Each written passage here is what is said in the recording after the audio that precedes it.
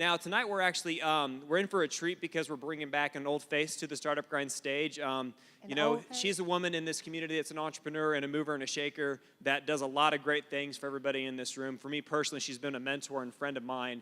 So for the woman who really needs no introduction, I'd like to bring Christine along to the stage. Hey. Can you guys hear me okay? Can you hear this old face okay? Welcome to Startup Grind again. I am Christina Long. It's my pleasure to join you all in a wonderful conversation tonight with a very engaging and dynamic person. I want to say this. Startup Grind is kind of like the revival for entrepreneurs in our community, right? We come, we get inspired, and all of those things, we take that energy out. Well, like a revival, I'm going to say this. Those in the back, there are some seats in the front. I'm going to do a call. And with that, please join us. All right, we are in, like I said, for a definite treat. I had the privilege of being able to talk with Kevin. Actually, I looked him up when I started my inclusive entrepreneurship work, and he's fantastic. He has so many different experiences that he's going to bring to the stage tonight. He's a venture capitalist, a Kauffman fellow. He spent a little time, just a little bit in the NFL. And I hear he comes from that K-State campus. I'll reserve any K-State jokes. My dad is a K-State graduate. But with no further ado, Kevin, please come up and join this old face.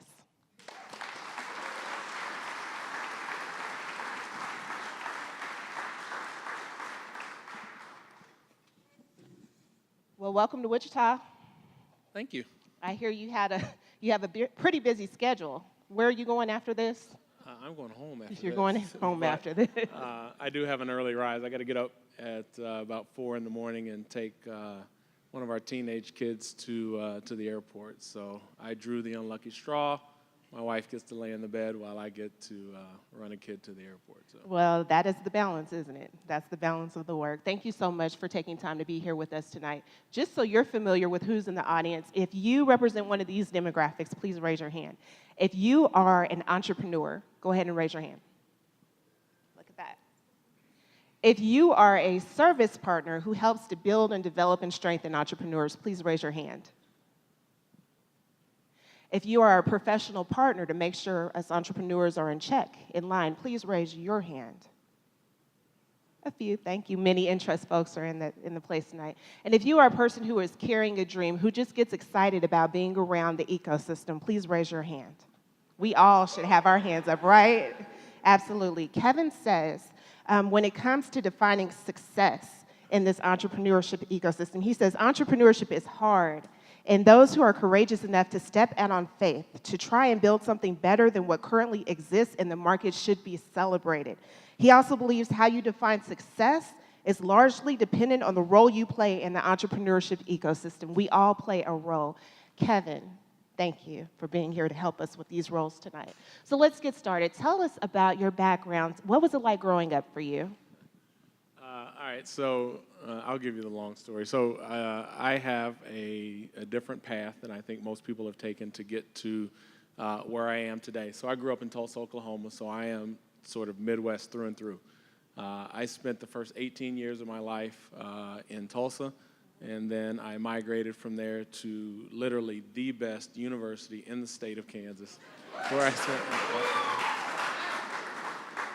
All right, so we can all make sure she understands that her father is the smart one in the family, right? Oh, my. So I spent 5 years there at Kansas State University, and then I was very blessed to be drafted in the NFL by our hometown Chiefs, where I spent 4 years in Kansas City. I spent another year in Washington, another year in Jacksonville, and then I spent my last year in New York. And so at that point in time, I moved back to Kansas City because, again, we are Midwest through and through. My wife is from Iowa, and we moved back to Kansas City, where I was very blessed to spend about a decade working with people like Bob Lighton at the Kauffman Foundation. Left there, went to a place called Kansas Bioscience Authority, where we did venture investing on behalf of the state of Kansas. And since then, the executive group, myself and 2 others from Kansas Bioscience Authority, have spun out, and we started our own firm that is a venture firm that's focused in the agriculture and animal health sectors, which is a large part of what we did at the Kansas Bioscience Authority. So people always ask me, how did you get into venture? just like a lot of people that are in venture, sort of by accident, really.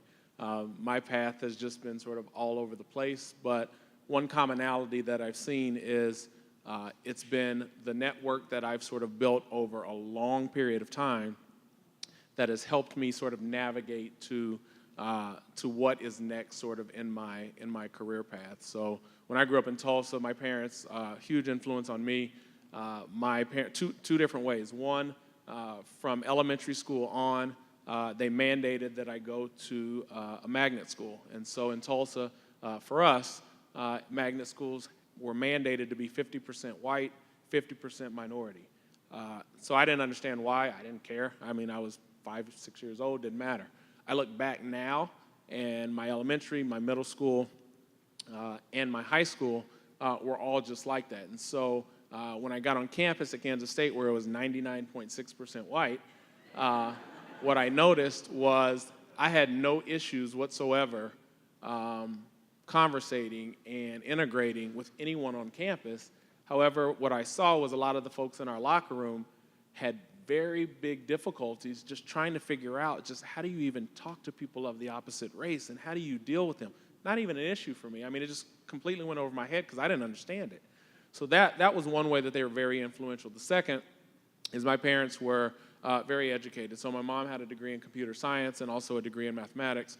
My dad had a degree in engineering and also a degree in mathematics. And so it should not be abnormal that I grew up loving math. And so I gravitated towards math very, very early, loved numbers. And as I got a little bit older, I realized I really love numbers when they have this sort of little dollar sign in front of them. They mean a lot more. But I can remember sort of playing math games with my parents and doing stuff like taking trips, and we're looking at license plates, and I had to multiply and add and subtract the numbers on the license plates, and just different things like that. And so math was a big part of my upbringing. And then for those that really know me, they know that I am sort of there is a right way, there's a wrong way, there's left, there's right. I mean, I'm pretty straight down the middle. And so I had a teacher that realized that in 9th grade and said, hey, we're going to put you in accounting because you like numbers and you know that there is left, there's right, there's wrong. This will make a lot of sense for you. And so I said, all right, that's fine. I don't know what accounting is, but yeah, let's do it. Right.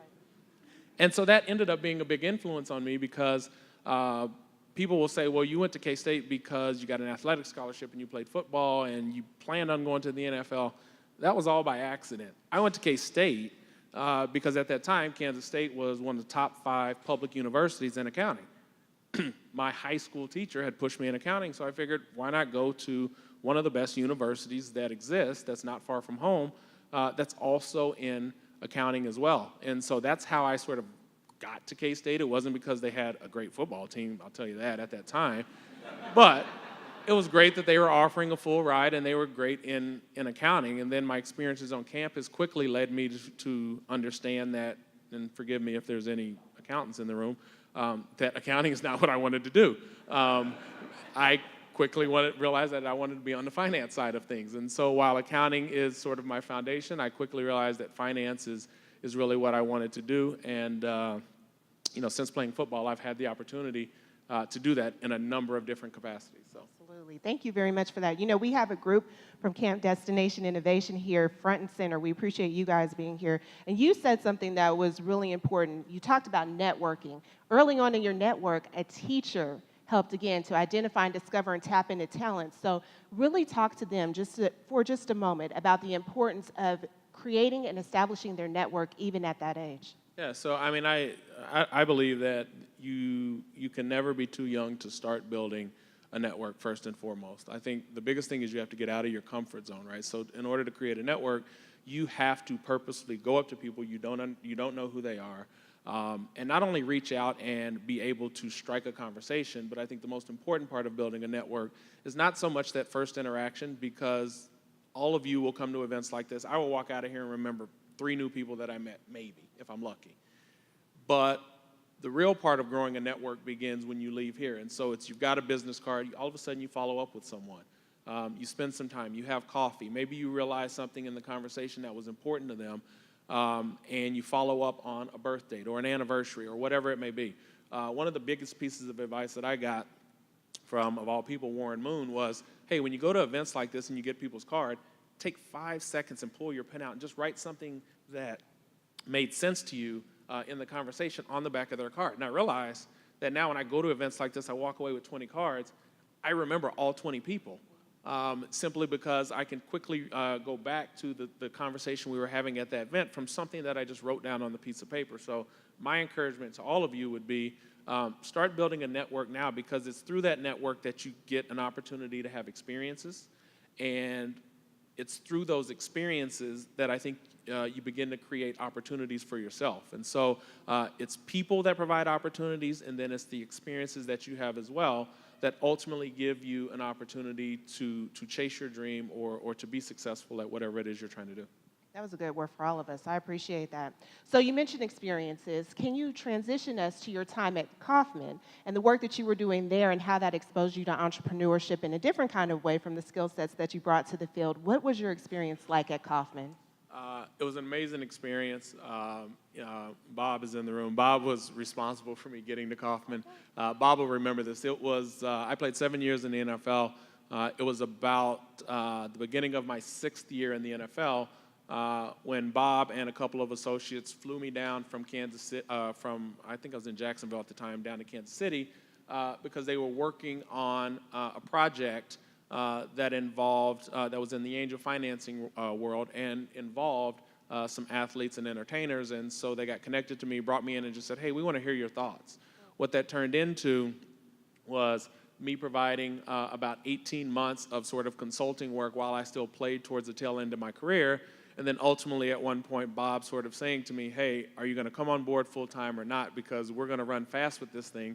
And here I am thinking I might want to try to play one more year. I don't know. But at that point in time, I think my career was close to being done or close enough. And so it just made sense. And so my wife and I knew we wanted to move back to Kansas City. One of the things that we've seen, that I've seen throughout my entire career, is one of the hardest things for NFL players to do is to transition out. I always tell people, especially my son now, you're playing in the NFL, it is a make-believe world. It's fantasy world. When you get out, that's not how the real world operates. And so it's difficult to transition out. And so I thought to myself, you know, I've played long enough, I've done okay. If I'm going to transition out and I want to move back to Kansas City, why not do so and immediately be able to take a job with one of the world's leading foundations, especially that's in an area that's been super intriguing to me in regards to entrepreneurship. And so that's how I got to the foundation. And then, as anybody knows who spent any time in that walls, there's a ton of autonomy there. You have a lot of freedom to go and create. And so I spent nearly a decade just literally creating different ideas, different programs that were really all about the entrepreneurs. And so I can't remember if Jacob said it or if Taylor said it. I think Taylor said it best. Or actually, Charlie said it as well. One of this them. whole thing, yeah, probably all three of them. One of them. This whole thing is about the entrepreneurs. And so Charlie talked about the banking business being successful because entrepreneurs like you build companies that grow into something meaningful. I don't believe all investors that sit in my seat believe this, but I know our firm believes this. Our job is to literally sort of be in the background. Our job is to provide capital. Our job is to provide different resources, different networks to help you accelerate. But we are not successful if you're not successful. And so our job is to literally provide you with the tool that you need that's part of your journey to grow. And so what we do is we really believe at our firm that our job is to be sort of in the service business. It is not about us. It is not about us getting into the business journal and talking about the 4 investments that we made that went public or got acquired. For us, it's about being in the background and doing what we need to do so that people like you who are gritty and who take chances and do a lot of the things that a lot of us won't do to build something, it's our job to give you what you need to build something. So I love events where it's all about the entrepreneurs because you are the ones who should be and need to be celebrated because it's you who come up with these wild and wacky, crazy ideas that allow people like me to sit back, put money behind, and then look like a hero because you ran off and did something incredible. Yeah. So we're going to get to your venture capitalist moments, but I want to take us back to what you had said during your football career and how that was the bridge to you getting to Kauffman, and that was you were looking at what was next.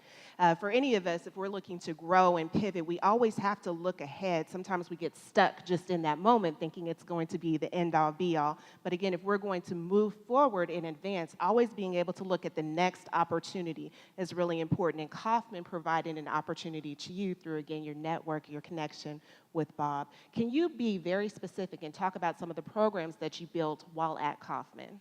Yeah, so let me take one step back and talk about why I thought it was important for me to take that leap and to go to Kauffman. So I was introduced to entrepreneurship literally at about the age of 24, 25 years old. So at 25 years old, it was my second or third year in the NFL. I was playing in Kansas City, and I get a call. I know we got a lot of K-State people here, and so many of you have been to Aggieville, right? All right, great. If you didn't say yes, you are not telling the truth, okay? And so one of the bars during my time that was in Aggieville was a place called Last Chance. And so a lot of, let's call it interesting memories from my time in the university at Last Chance. Well, so I get a call at the end of my second year from the group that owns Last Chance, who owns a bunch of other bars down in Manhattan, and they say, hey, we got this crazy wild idea. We want to build a Last Chance in Kansas City. And I said, great, go do it. And they said, well, wait a minute, we want you to be involved. And I said, well, in what capacity? And they said, well, we want you to be an investor and to be 50-50 with us. And I thought, okay. And so I go home that night and I think back through all the experiences that I had at Last Chance, and I wake up in the morning, I call my parents and I go, I'm in, I'm doing this. And my dad and mom, who are great educated people, sit me down and go, that's not how you do due diligence, all right? We got some work to do. So, I mean, I'm thinking to myself, hey, I'm 25, I'm playing in the NFL, I got disposable income, and I'm gonna own a bar? This is pretty cool. And I'm still single at the time. This is pretty cool. So at that point, my parents forced me to kind of dig in, and I start finding some things that are very interesting that I don't even think the group that had come to me had even started to do. And so we started doing market research, which a lot of you all do, and we find out that 78% of graduates from Kansas State end up in Kansas City for the first 3 years of their career. Then we start looking at the Kansas City market, and we realize, hey, there's a bunch of bars here that are KU bars, and there's no K-State bars. We start talking to people like the catbacker groups, and they're saying, oh, we never have anywhere to meet. And so we said, you know what? Great, this makes a lot of sense. Let's do it. So at 25 was the first time that I sort of ventured into entrepreneurship. Now, I was not nearly as brave as all of you in the crowd that are entrepreneurs, because I could sort of stick my toe in the water, because it was kind of really my second job, right? My first job by day was paying the bills. I had a little bit of extra money. Great, let's do this and let's kind of see what happens. And that turned out to be an absolutely incredible ride. We're 8 months in. I'm making more money at a bar than I'm making playing football. And so you can figure out where my attention gravitated towards for a number of reasons. But that was really my first real-life application of sort of this accounting, finance sort of world. And so I sort of applied those skills to that business, and we were very successful. We ended up taking that and some of the other bars that we had done down in Manhattan. We rolled them up, sold it to a private equity group, and at that point I was hooked. I was done. And so you went through the whole experience. I went through the whole experience. Well, we did everything but raise money, and that's a whole different animal. Well, we'll get to that later. But that whole experience, especially with it being successful, completely had me totally hooked. And so when Kauffman gave me the opportunity to join, and knowing that it was a foundation that was purely all about entrepreneurship, I mean, I was in from sort of day one. And so we got to work on a lot of fun projects. When I got there, we first started in terms of trying to build more angel groups that were willing to sort of come out of the shadows, make themselves sort of front and center and more formalized so that entrepreneurs could find them. We really did some project work on trying to create more minority-driven angel groups. At that time, there was only one group that was out of Philadelphia that was sort of on the map, and so trying to build more financing for them, which eventually led to the majority of the work that we did at the foundation, which was we created sort of an in-house or started in-house a management consulting practice that was targeted towards African American and Hispanic business owners. And so anything that we did at the foundation had to have sort of a philanthropic or a charitable cause. So our charitable cause was, hey, let's level the playing field for African American and Hispanic business owners. And so we didn't really reinvent the wheel. We went out and hired people from ex-people from Booz and from McKinsey and from a bunch of different places. And we came in and started with just 20 companies in Kansas City. And so what that grew to was a point where we had about 7 offices across the country, and we're having discussions about expanding this internationally into Africa. And so that 8-year run was just absolutely magical. It was incredible. But everybody that we dealt with, besides our office in Detroit, was literally a $500,000 entrepreneur to about a $5 million entrepreneur. So everybody we dealt with, and we dealt with about 300 to 400 businesses a year, were all in that stage of sort of $500,000 to $5 million in revenue. And so to see that energy and to see what it was that made some go and some didn't, and what made some successful and what made some struggle, was a huge learning experience, I think, over that 8-year period. And one of the commonalities we saw was access to capital, that all of them, regardless of the stage they were in, needed access to capital. And so as hard as it was to leave the foundation, when the opportunity came to join the Kansas Bioscience Authority, where we would deal with that same population, but we would have about $30 million a year to invest, it sort of, for me, was the next step logically in my career, was to start to attack that sort of access to capital issue that we had seen over the last 8 years. Again, it's one thing to stay where you're comfortable, where things are good, but to push and to continue to grow and take that next step, sometimes it does require a leap, even as a service practitioner in this particular ecosystem. So let's switch the gears to investment.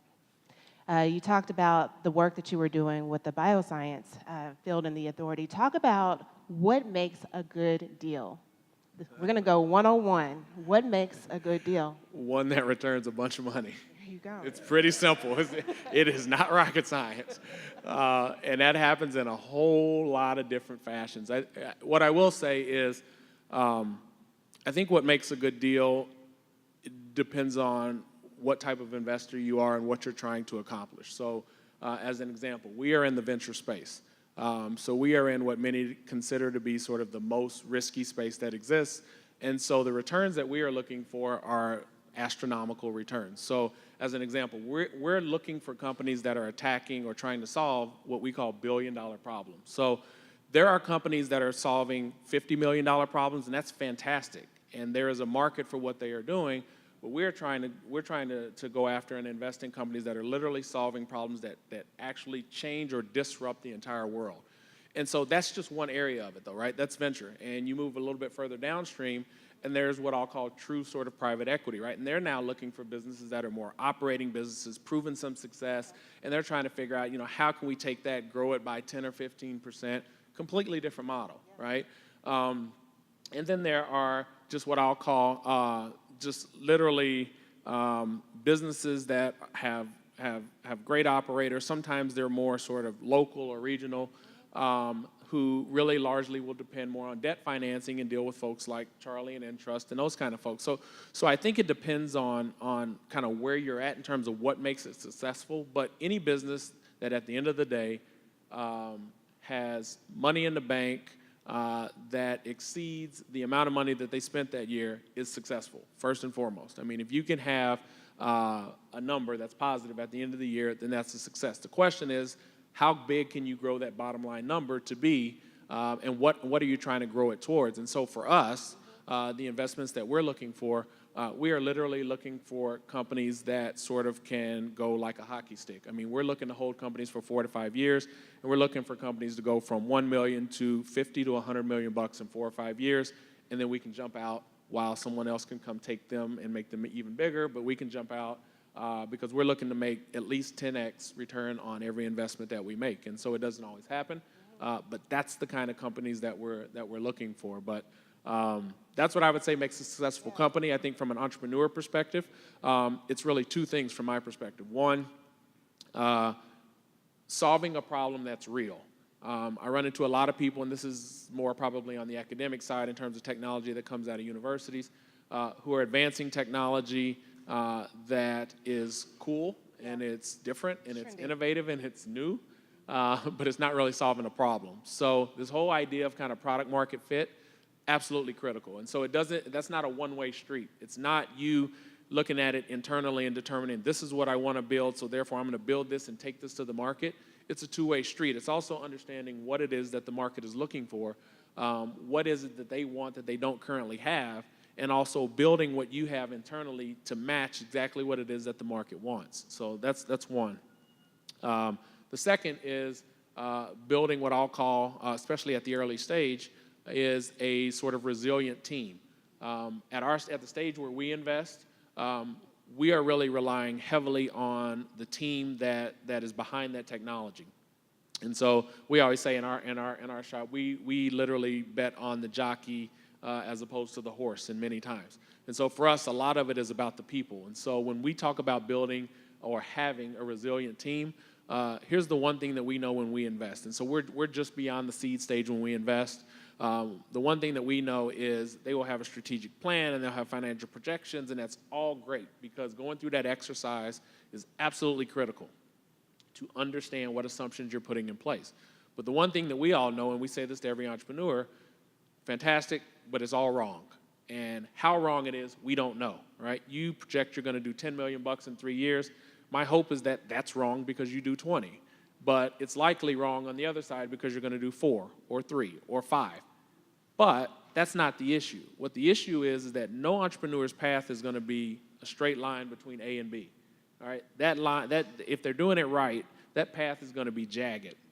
And so what we always talk about in our business is betting on entrepreneurs and teams that have the ability to pivot. Creating a technology that's specifically supposed to do this, but they hear back from the market that the market wants this. Well, how do they pivot and take that technology to meet exactly what it is that the market is looking for? So what we look for entrepreneurs who have built a team around them of really smart people that when we walk in the room as investors, we hope that we are literally the dumbest person in the room in regards to that technology, because we should be. Our job, again, is to just provide a resource. Our job is to learn along the path about what they're doing and how we can help. But if they've got a very strong team that's educated and has the ability to sort of think on their toes and to problem solve, really, teams that are intellectually curious, that really for us is sort of a check mark in the box that leads us towards a possible investment for deals we're looking at. Absolutely. So Wichita is in this really interesting moment. What you're seeing right now is about 2.5, 3, almost 4 years of the entrepreneurship ecosystem coming together, trying to figure out how do we become even more supportive of one another. We've got some companies in this room that are really wanting to take their company to the next level, but the funding, they're struggling to raise that funding. They might have been able to get some money here at, pitch competitions and those things, startup weekends, because those things are cool. But again, to really take that energy and to create a sustainable structure based on their financing and fundraising, there have been some pretty open and very difficult conversations about how supportive Wichita is of that. What is your advice to those who are really trying to go beyond the pitch money, really trying to go and raise money? What's your advice to them? Yeah, so I think the first part is kind of what we talked about a little bit before, is to understand where your business fits in what I'll call sort of the funding cycle of any ecosystem. So to know what it is that you're building and where does that fit. We get this all the time. We'll get an operator or a founder that comes to us who in a perfect world has the opportunity to take a business from $500,000 to probably a maximum of $5 or $6 million in revenue. In no way do I ever tell them that that's not successful, right? That's a huge success, especially if they can take 10, 15, 20% of that to the bottom line every single year. Hugely successful. But on our end, that just doesn't fit with what it is that what we're looking for. And so I would say from an entrepreneur perspective, it's understanding where you fit on the funding cycle. Are you truly a company that should be going after just purely kind of friends and family money? Are you truly a company that has the ability to sort of be on a rocket ship and truly should be after venture money? Are you a company that at its top level of growth is probably more sort of real private equity money? I mean, where do you fit? And then once you figure out where you fit, then it's about doing diligence and doing research on the investors in your ecosystem or in that region that are in that particular space. Because, again, I get this all the time. I'll find companies that truly are a hockey stick, right? And they'll be pure tech companies, right? There'll be some kind of SaaS company that comes to me and I go, did you even look at our website to figure out what we do? Because all we do is agriculture and animal health. I can't even help you. That's not where my expertise is. So I would say while being in the entrepreneur seat, I know it's all about just get to money as quickly as possible. But I think doing the research to understand who are the right investors, I think gives you an incredible amount of credibility with the investor that's on the other side of the table. The other thing I would say is hopefully all of you are in this position that are entrepreneurs at some point, is where you actually have the ability to choose which money you're going to take that's across the table. I pray that you're in that position, that you have choices. But if you are, I would say really think hard about alignment of incentives with any investor that you're going to take on board. So again, when you take on an investor, it is marriage, all right? It's marriage at some level. And so make sure that whatever it is that you have as your goal, whatever it is you're trying to strive for in terms of building and growing your company, aligns directly with what it is that those investors are trying to accomplish. And so, as an example, first time when we meet with entrepreneurs, they say, hey, we really like what you guys do, and we really think you guys should look at our company and invest in us. One of the first questions we ask is say, okay, great, are you prepared to sell your company in 5 years? Because if the answer is no, then we can walk away at that point, because that's the only reason we exist, is to put money in for what we consider to be sort of a short period of time to run like the wind and work literally 22 hours a day so that in 5 years we can all hopefully exit this company. And so, should every entrepreneur want to sell their company in 5 years? Absolutely not. All right. And so, for us, and I think for a lot of investors, it's really about making sure that on your end you've done some level of research to understand, are these people a right fit for exactly what it is that I'm trying to do. The last piece I'll give for people that run into the venture world, one of the places all investors in venture will always headbutt with entrepreneurs is this whole idea of valuation, right? What's the value of my company, especially at the early stage? One of the things the first thing I'll say is whatever the final answer is, it's not right? Nobody really knows. VCs don't know, angels don't know, entrepreneurs don't know. What it comes down to is what can we all agree upon that seems to make the most sense on where it is that we're going. One of the things that we're seeing in Kansas City, and it may be happening here in Wichita, is unlike places like Silicon Valley or Boston where venture capital is very mature, it is not very mature in Kansas City. And so what we're seeing is we see a lot of entrepreneurs who say there's a lot of wealth in Kansas City. They are wealthy families or individuals or family offices, which is fantastic, who are interested in getting into sort of the venture space. And you'll see entrepreneurs who will say, hey, Kevin, I really like what you guys do. My company's worth $20 million. We want you to invest. I'm on the other side saying, look, I think your company's worth $8 million. Like, we're hugely far apart, which is okay. That's part of the process. We eventually get to what we think makes sense if it makes sense on both sides. But what we're starting to see is entrepreneurs who are able to convince some family offices or individuals that are wealthy to invest at $20 million, which is great, right? Entrepreneur feels great. I got a $20 million valuation. But what they don't realize, and we try to encourage entrepreneurs to think through this, is don't take money thinking about the next 12 or 24 months. Think about your company from the moment where you stand today to whatever your exit point is and what your financing may look like. Because what's happening now in Kansas City are those wealthy individuals have funded these companies, and that's great. And those companies have done like every other company has done. They've grown, but they haven't grown like a hockey stick, and now they're looking for more financing, right? And so now they're looking for $4 or $5 million, and they call us, and we look at them again, and we said, hey, great, you're not 8 like we thought you were before. Now we think you're 12. And they go, well, I already raised money at 20. And my investor is not going to take a down round and go from 20 to 12. And we say, well, then we're not going to invest. So what happens is they end up being directly tied to that one individual for the life of their business. And if that investor decides to pull out, then they're almost back at square one again. And so we try to encourage entrepreneurs, yes, valuation is always going to be an argument, and it should be. And you should figure out exactly what it is that you think your company's worth. But at the same time, think about the whole life of your business when you start going down that path, because what's probably most important than anything is being able to navigate a path where you are able to receive funding at the right amounts of time that are appropriate for your business and along your journey, because that's what keeps that momentum of growth going, which ultimately leads to an exit. It's not the idea that I got a big valuation here, so I got a bunch of money, and then I had to take a down round, because everybody wonders, okay, if you took a down round, something must be wrong with the company. So think about sort of the whole entire life of your company as you're raising money. That is really, really good. I know that spoke to a few people in this room because we've had those conversations too.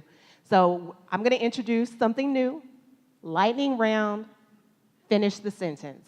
I got a few more, then I'm going to give up the mic to you guys for open Q&A. Is that okay? All right, are you ready? Ready. To an entrepreneur, failure is what? Giving up. Did y'all hear that? To an entrepreneur, failure is what? Giving up. Giving up, okay. To an ecosystem, what is our responsibility from youth to those who are trying to exit? What is the responsibility of an ecosystem from youth to those trying to exit? What are those ingredients? What I would say is everybody that's a part of the ecosystem, your job at a minimum is to at least do one thing per month that gets you nothing in return. If everybody in the ecosystem does that, what you find is an ecosystem that is making introductions to people who can finance businesses. You find relationships to their next customer. Maybe it's you sit down because you've had incredible experience and you provide advice or direction to an entrepreneur. But what you have is what I'll call a true ecosystem, which is one that's not built on give and get back. It's truly just built on how do we all grow? How do we sort of all boats rise? And I think what happens is when you act in sort of that manner, sort of that service-oriented manner where it's not about what I get in return, that I think is when you truly build out kind of a real heartfelt sort of ecosystem that can have longevity and sustainability. That's good. Inclusive entrepreneurship means? Including everybody. I mean, I look at venture, the world that I'm in, and 1% of venture investors are African American, 4% are Asian, and 95% are white. You take it to gender, and 92% are male, 8% are women. All right, so hugely underrepresented, whether it's from a gender perspective or from a race perspective. What's very interesting is, you hear this term diversity, which means 1,000 different things floated all around, all over the place. Well, in venture, what's starting to become interesting is there's a recent article that was put out by the Harvard Business Review that had looked at, I think, a couple thousand different VC firms that existed solely in the U.S., and what they found was VC firms that are more diverse, whether it be from a gender or from a race perspective, are 26 to 32%, or get returns that are 26 to 32% greater than those that are firms that all look alike. And so I thought that was very interesting. And so it's this idea of most venture firms are small anyway. There's 3, 4, 5, 6 partners, other than the big fish like Andreessen and those folks. But there's 3 or 4 or 5 people around the table that are making a decision on an investment. And when they all look alike, think alike, have the same background and same experiences, then they all either tend to win or lose on those decisions. When you have different folks from different backgrounds and different experiences at the table, then what you get is a more thoughtful, well thought out kind of process as you make a decision. And so I've never believed that you just do diversity just to do it. Right. I've always believed you do it in a purposeful and meaningful way, and that you also do it especially where there's a business case. And I think in our industry, in venture, people are quickly finding out that these movements that are taking place around diversity are not just because we want to change the statistics, it's because there's actually a business case. You actually get better returns from doing so, and that trickles down to the founders that we invest in. It's not so much about having a diverse founder, but it is about having a diverse team. And so we can invest in a white male all day, but if that white male has 15 other white males that are part of his team, what the studies currently show is that that their ability to grow is going to be possibly hampered or slightly slower than a much more diverse team that may exist. So that's kind of our views on it. But I mean, for me, this is nothing new. Again, you guys heard my background, but in high school, I happened to be the president of National Honor Society. I was one of 3 African Americans that was in the group. I got to K-State. I did accounting. Over my 4 years in accounting, I was one of 4 that ever walked through the halls and graduated in accounting. So it's not different for me. So it doesn't change the way that I operate. But I do believe, especially in our industry, that you will start to see a lot more diverse teams, entrepreneurship teams, but you'll also start to see many more diverse firms because there's starting to be a lot of data that's out about better returns for firms that are built like that. That's good. And the last one, the last fill in the blank, for what you want people to gain from you tonight, your biggest hope for this crowd is? One of you can make me some money.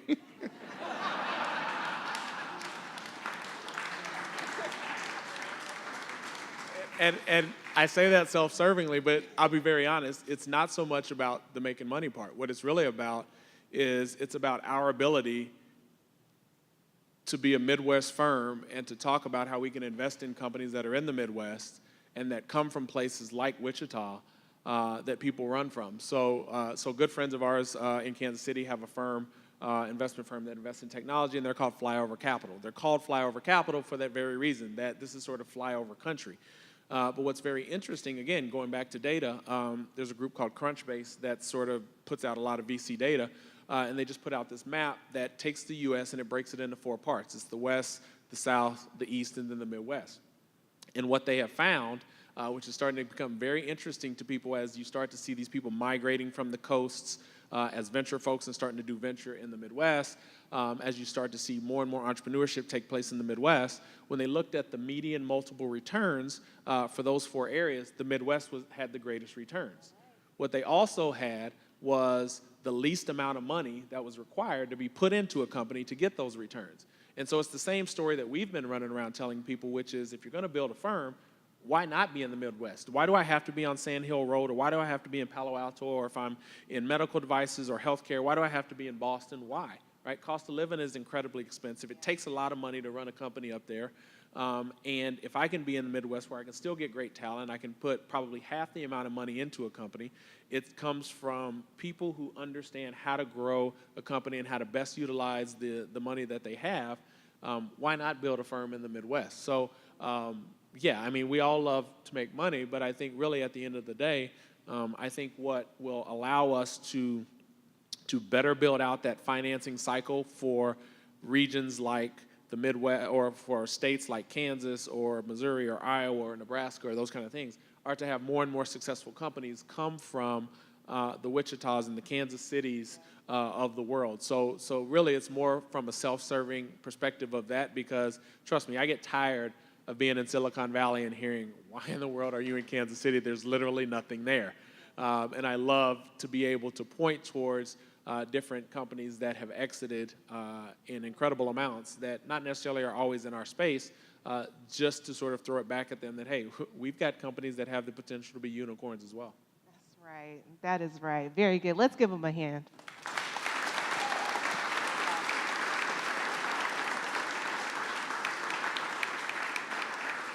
So with that, we're going to open up questions for the audience. We'll take a few questions from the audience, and Jacob, you'll be our runner. Yeah, if you have a question, raise your hand. I'll bring up the mic to you. I got one right in the back.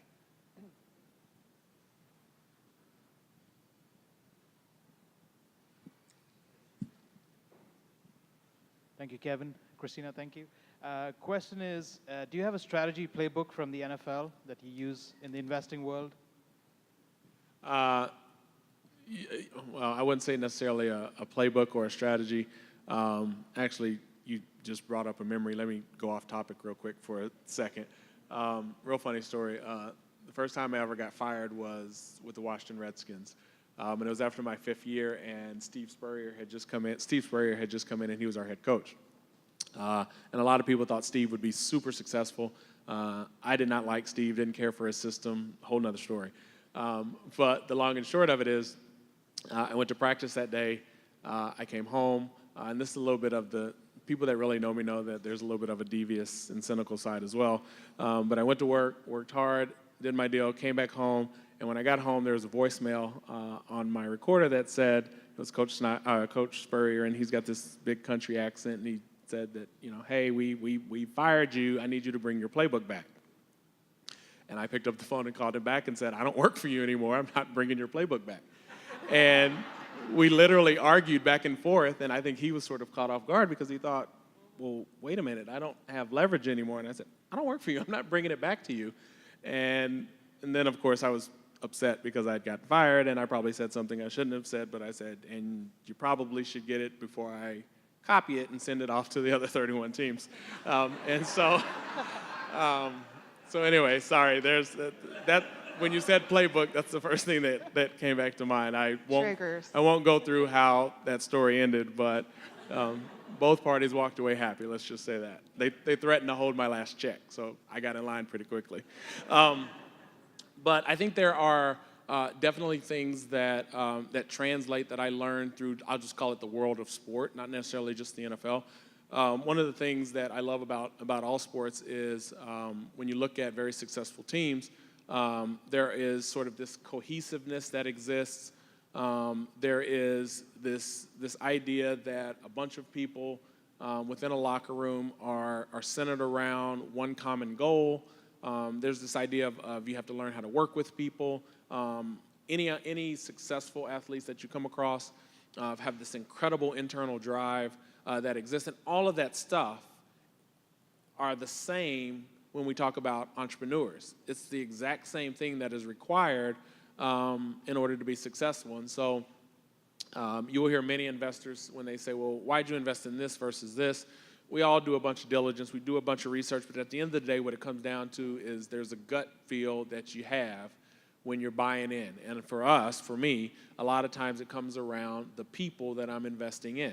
And so when I'm investing in those people, I think what I've come to find out is they will have many of those qualities that I saw in many of the successful athletes throughout my life that I've spent time with. And the one thing that I know is even if at the end of that journey that they are unsuccessful and my money has gone from whatever it was to zero, I know that they are people that I've invested in that I know I can look them in the eye and they will look me in the eye, and they will be people who I know who have literally done and thought of every possible thing they could have in order to return my capital, and that they've vetted every single possible angle that existed. And so for me, it's looking for people that have some of those same qualities that I've seen a lot of the athletes have that have been successful. Question in the back to your left. So as a venture guy, you said that you're looking for a 10x return on your investment every time. In Wichita, we've got a problem about talking about our failures.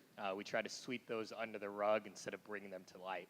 So what was the one moment you're willing to share with us that either cost you the most money, taught you the biggest lesson, or can you share that story with us? Yeah, so that would be very early on in my life. It wouldn't be when I was even in the venture space. So I gave you guys the whole first entrepreneurship route that I went down, where we had the sports bar and all that good stuff. It was fantastic, right? So now I am literally on fire. This is what I do. I'm making all kinds of money, right? Like NFL is secondary. Well, the next venture that I went into lost a bunch of money. And so what it was a young lady that I'd come across that had created a product that was sort of a memory foam product that was put into women's shoes that had even research behind it that showed that it took 70% of the pain away from wearing high heel shoes, right? So not a problem that I can relate to, but I talked to a lot of women and they said, yeah, I hate wearing high heel shoes, but I do it because I like the way I look, and if you've got a product that makes that better, then great. And so, investor in that, we had a big run. It was fantastic. We went all the way from sort of her conception to building the product, and all that was fantastic. And then the biggest moment that we sort of got into, where we actually ended up losing all the money, was we flew out to Connecticut and we had our meeting with Walgreens. And Walgreens came in and said, hey, we really like this. This is sort of a point of sale kind of deal. I think it makes a lot of sense. Be at the register, kind of impulse buy. We just thought this was fantastic. Here we go. And so they called back and said, hey, we really want to put you guys in about 1,000 stores. That's our first order, and here we go. And so we thought, we have made it, here we go. And I'm thinking, man, I'm retiring at 29 years old. But one of the things I had learned early on in my career was, one of the lessons I had learned was sort of always read the fine print. Because I'd been in another venture where, again, as the accountant, finance sort of person for this company that I was in, I was responsible for all the bank relationships. And in that company, which was a much smaller company, I had signed all the paperwork, didn't really read all the bank stuff, moved on, no big deal. Later to come find out that I'd personally guaranteed our line of credit and everything. So that was a big learning lesson. But back to this footwear company, so we read the fine print because I had learned that lesson. And what we found in that fine print was there was language, I'll get it wrong, but it was something along the lines of, hey, we're going to order X amount, 200,000 product, no big deal. And of course, we had not manufactured that many because we had not had any kind of order like that. But in the fine print, what it said was, it's got 60 days on our shelf. And if it doesn't sell in 60 days, you buy it back from us at the same price that we bought it from you. Well, okay, that was a big problem for us, right? Because that was sort of like a $3 or $4 million order. And again, at this point, we were very small, like $50,000, $100,000 worth of revenue. And so we were about to take this big leap in terms of bank financing and all this other kind of stuff in order to be able to manufacture that much product and to ship. And so it literally came down to a decision of, do we do this or do we not do this? Do we believe in the product? Do we not believe in it? And they stood very firm on that, and that's because they're Walgreens, right? Walmart, those folks, they all do that, or some variation of that. And so we ultimately walked away from that, which was a very hard decision because it felt like we were literally right there.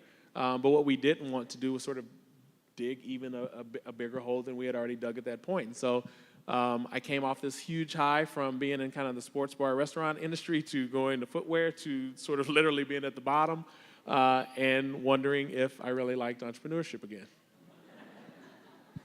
We have time for one last question. It's a question that we end at 1 million cups, and they do it in Kansas City and all across the country. But what can we as a Wichita community do to help you?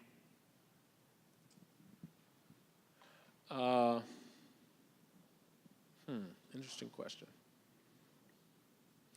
I think the biggest thing that this community could probably do would be exactly what we talked about before, which is what I think any ecosystem should do, which is, and I do consider myself a part of this ecosystem, is to find ways to invest in everyone else that's sort of in the ecosystem. And so when you find people who are in need of something, if you can help them in any way, whether it's a referral or whatever it is, then to think about that and do so. And so where we are, there's probably 2 areas that anyone could help us in. I feel the entrepreneur's pain because one of the things we're doing is we're fundraising at the moment for our investment fund. And so we've still got some ways to go. So that's one. But the second one would be any companies that fall into kind of the agriculture, animal health space that truly are potential venture companies. We would love an introduction. I mean, because even if they're not a fit for us, there's people in our network that we can push them towards. And so it's a win-win for everybody. So those are the 2 things that we're doing over at Fulcrum that we tell every ecosystem, yeah, great. If you know people who would have an interest in investing in a fund that's in ag animal health, great, we'd love to talk to them. But if you know companies as well that need funding and fall into our area, we would love to meet with those folks and figure out what they're doing. Let's give it one last round of applause.